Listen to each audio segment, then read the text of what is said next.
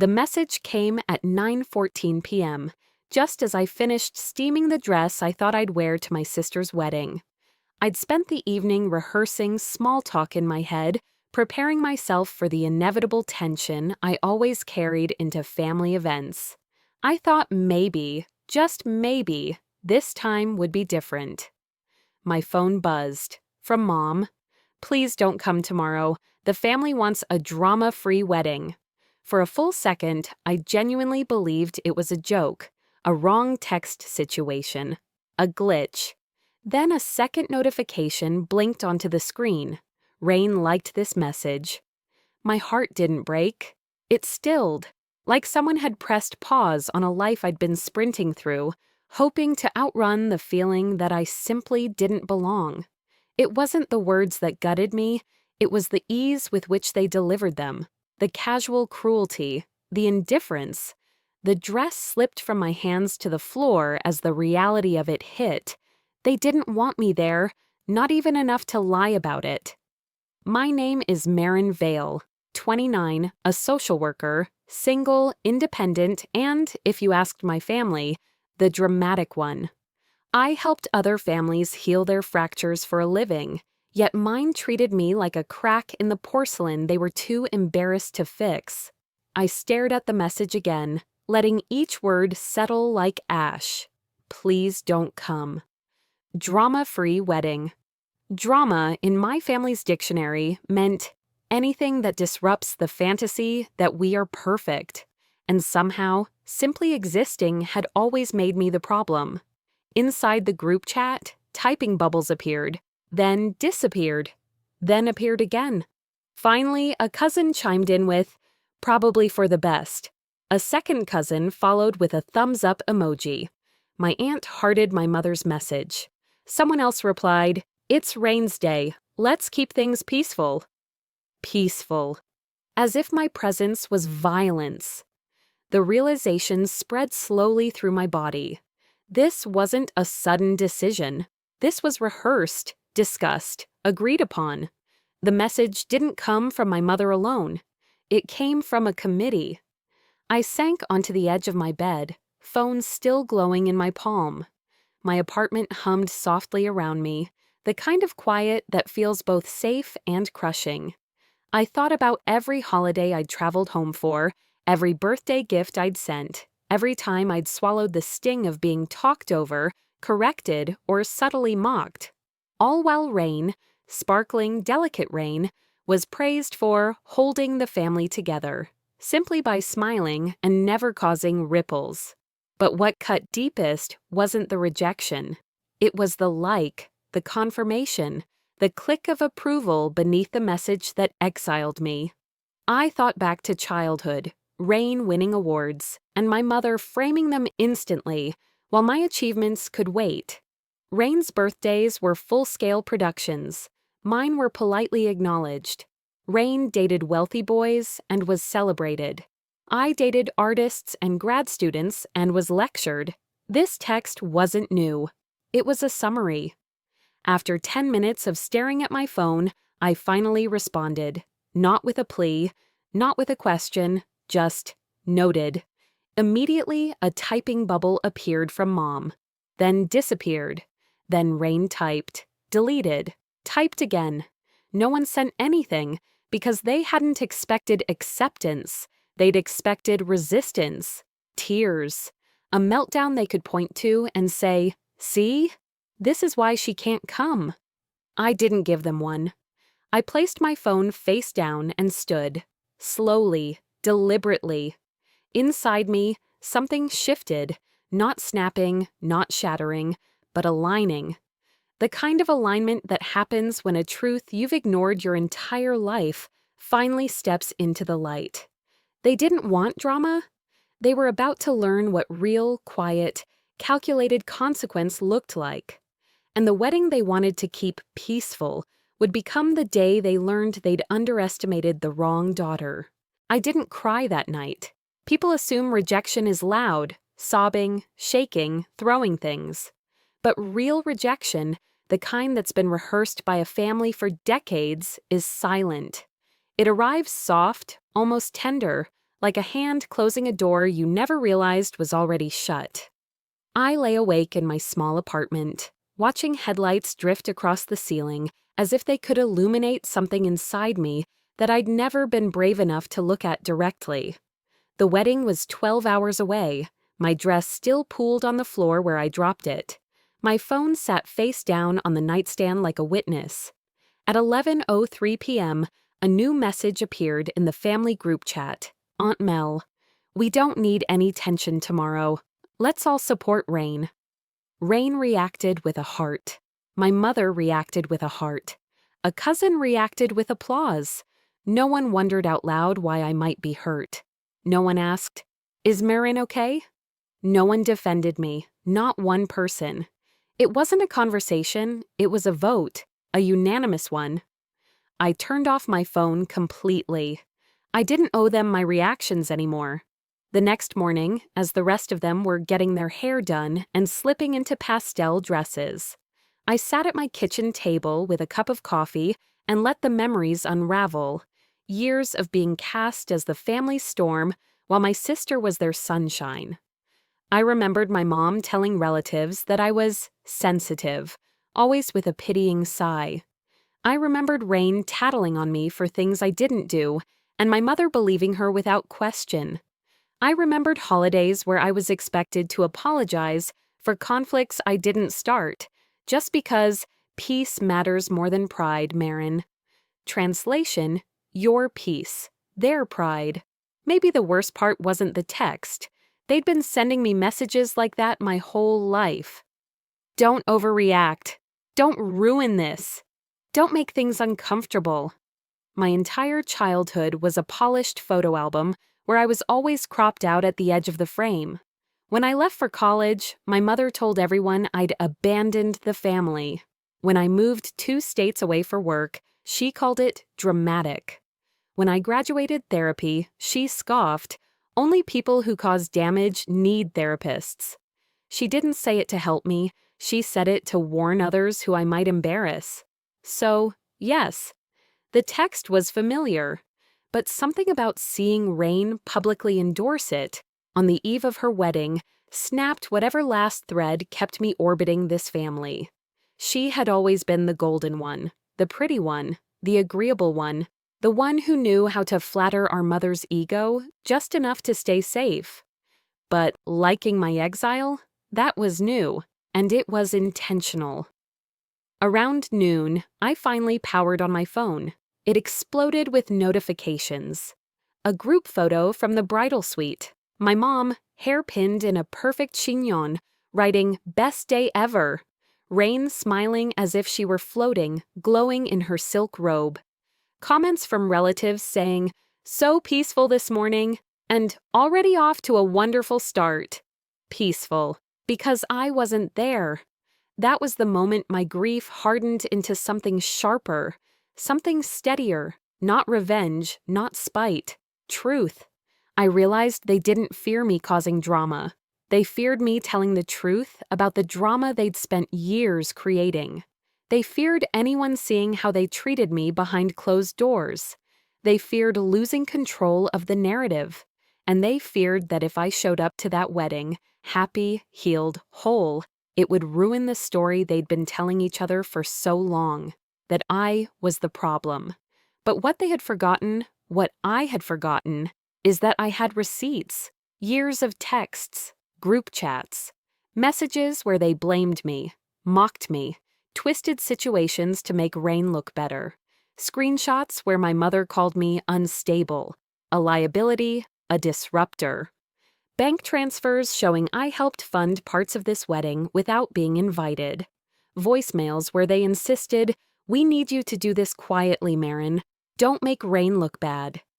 Evidence of everything they pretended never happened. I stared at the stack of printed receipts I'd kept in a folder marked "For when I'm ready." And for the first time in my entire life, I was. The wedding ceremony began at 3 p.m. sharp.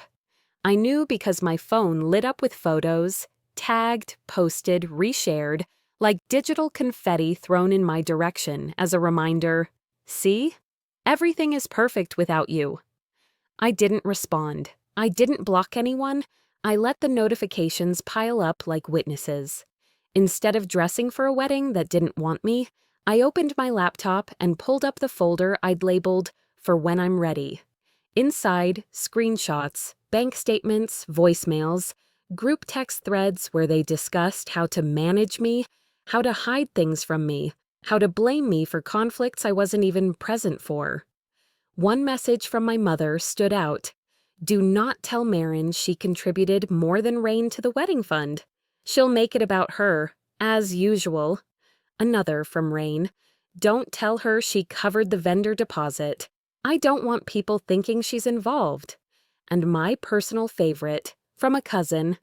"If we don't invite her to the rehearsal, she won't know what time to show up. Problem solved." But the one that sealed it wasn't cruel. It was calculating. "We just need her to stay away on the actual day. She always ruins the energy." Always ruins the energy. A funny thing happens when a family builds their entire identity around a lie. Eventually, the truth becomes radioactive. So, I gathered everything: clean, chronological, undeniable. I backed it up twice. Then I drafted one single message. Not to the bridal party, not to relatives, but to the people who had unknowingly witnessed pieces of this dynamic for years. My extended family group chat. The ones who heard whispers, but never the whole story. The ones who saw tension, but never the receipts. The ones who always wondered why Maureen, the oldest daughter, lived 2 states away and never came home unless absolutely necessary. At 3:17 p.m., right as the wedding party lined up for photos, I sent it. A single PDF file, no commentary, no bitterness, just titled, "Since you wanted a drama-free wedding, here is the truth." Then I turned off my phone. Not permanently. Just long enough to detach myself from the explosion I knew was coming. I made tea, opened a novel, sat by my window where the sunlight pooled across the floor, peaceful in a way I didn't know was possible. At 4:05 p.m., I finally turned my phone back on. The device practically convulsed with messages. Aunt Mel. "Marin, what is this? Please tell me this is edited." Uncle Jonah. "This is horrifying. I'm so sorry you went through this." Granddad. "I had no idea they used your money. Unacceptable." Cousin Tessa. "We thought you didn't want to come. Your mother told us. Wow. Just wow." And then, Dad. "Where are you? Please call me." But the ones that stood out were from the bridal party. Bridesmaid 1. "Did you really pay for the florist? Rain told us she covered everything." Bridesmaid 2. "Girl." Rain is sobbing in the dressing room. Groom's sister. "Your mom is screaming in the hallway. People are staring." And finally, the message I knew would come. Rain. "How could you do this today of all days? You ruined my wedding." I stared at her words. The irony was almost tender. They cut me out, called me the problem, rewrote history. And the moment I gave the actual truth a voice, suddenly I ruined the wedding. I typed one sentence back. "You didn't want me there. Now you have a wedding without me. And without lies." 3 dots appeared. Stopped. Appeared again. Stopped. Then, "You're unbelievable." No apology, no accountability, just the same old script. But the rest of the family's silence, the kind that follows shock, not avoidance, told me something had shifted permanently. Their narrative had finally cracked, and my absence was no longer something they could frame as a tantrum. It was a mirror they had to look into. The wedding reception was supposed to begin at 5 p.m. By 5:12, my relatives had already divided themselves into 2 camps, those stunned into silence, and those whispering loud enough for the bride to hear. I wasn't there, but the texts painted the scene vividly. The PDF I sent, the one titled, "Since you wanted a drama-free wedding, here is the truth," had traveled through the room like a gust of wind snapping banners off their poles. Relatives stared at their phones, eyebrows rising in unison. Some gasped, some shook their heads. A few left the ballroom entirely. And my mother? She reacted exactly how decades of experience told me she would. Mom, who sent this to the family group chat? Who had access? Rain, did you know about this? Bridesmaid, she's yelling in the hallway. Security is asking if everything is okay. Cousin, people are, leaving. The irony was soft and honey-sweet. They banished me to avoid drama, yet their own behavior created the spectacle they feared. I didn't need to storm into the wedding. I didn't need to ruin anything. They ruined themselves the moment they told the truth, to my face and lies to everyone else's. At 5:30, Rain finally stopped sending angry messages and called me instead. I answered because closure mattered more than avoidance. Her voice cracked through the receiver, thick with tears and frustration. "How could you do this to me?" she demanded. "This is my wedding day, Marin." I stayed quiet for a moment, letting her words echo, letting her hear the stillness on my end. "You told everyone I was the problem," I said softly. "All I did was give them the receipts." "It's not the same," she cried. "You blindsided me." "You blindsided me first," I replied. "You all did. Last night, with one text." That text wasn't personal. It was the most personal thing you've ever said to me. Silence. "You didn't want me there," I continued. "You didn't want honesty there either. You wanted an image, a perfect day built on silencing me." More quiet. Then, quietly, almost childlike, "Mom said it was best if I didn't invite you. She said you'd make everything harder." I exhaled, not in anger, but in recognition. Because there it was again, the story my mother had spent years building, the script Rain had inherited, the lie they both believed until it became their truth. "You know what's funny?" I said. "I didn't ruin your wedding. I didn't show up. I didn't speak. I didn't cause a scene." "Then why is this happening?" she whispered. "Because people finally saw the real story," I said gently.